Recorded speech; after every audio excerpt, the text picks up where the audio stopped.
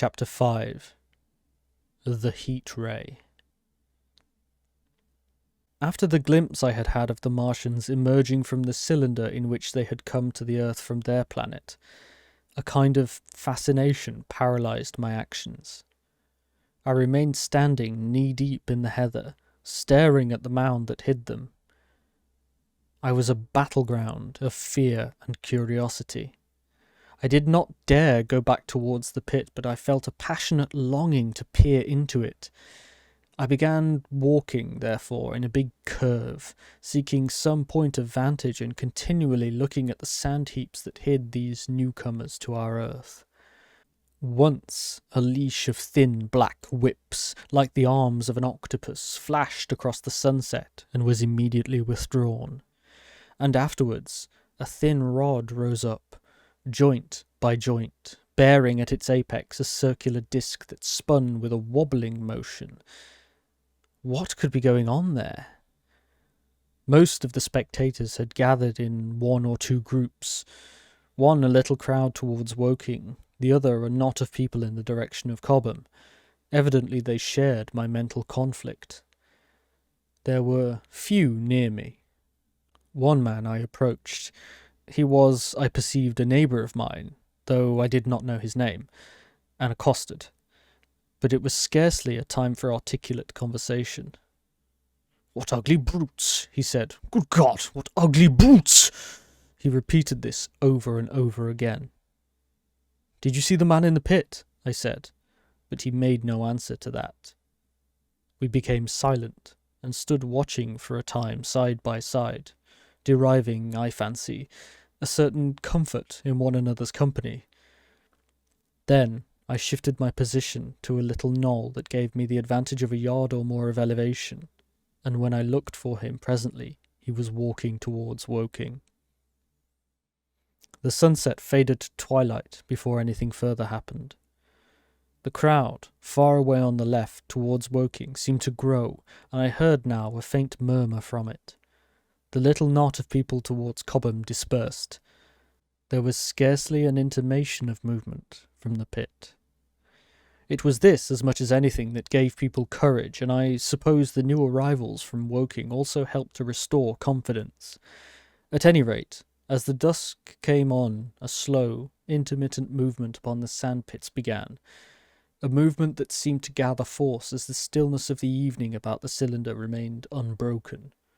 Vertical, black figures in twos and threes would advance, stop, watch, and advance again, spreading out as they did so in a thin, irregular crescent that promised to enclose the pit in its attenuated horns. I, too, on my side, began to move towards the pit. Then I saw some cabmen and others had walked boldly into the sandpits, and heard the clatter of hoofs and the gride of wheels. I saw a lad trundling off the barrow of apples. And then, within 30 yards of the pit, advancing from the direction of Horsell, I noticed a little black knot of men, the foremost of whom was waving a white flag.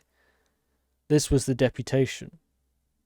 There had been a hasty consultation, and since the Martians were, evidently, in spite of their repulsive forms, intelligent creatures, it had been resolved to show them, by approaching them with signals, that we too were intelligent. Flutter, flutter went the flag, first to the right, then to the left. It was too far for me to recognise anyone there, but afterwards I learned that Ogilvy, Stent, and Henderson were with others in this attempt at communication. This little group had, in its advance, dragged inwards, so to speak, the circumference of the now almost complete circle of people, and a number of dim, black figures followed it at discreet distances. Suddenly there was a flash of light, and a quantity of luminous greenish smoke came out of the pit in 3 distinct puffs, which drove up, one after another, straight into the still air. This smoke, or flame perhaps would be a better word for it, was so bright that the deep blue sky overhead and the hazy stretches of brown common towards Chertsey, set with black pine trees, seemed to darken abruptly as these puffs arose, and to remain the darker after their dispersal. At the same time, A faint hissing sound became audible. Beyond the pit stood the little wedge of people with the white flag at its apex, arrested by these phenomena, a little knot of small, vertical black shapes upon the black ground. As the green smoke arose, their faces flashed out, pallid green, and faded again as it vanished. Then slowly the hissing passed into a humming, into a long, loud, droning noise. Slowly, a humped shape rose out of the pit, and the ghost of a beam of light seemed to flicker out from it. Forthwith, flashes of actual flame, a bright glare leaping from one to another, sprang from the scattered group of men.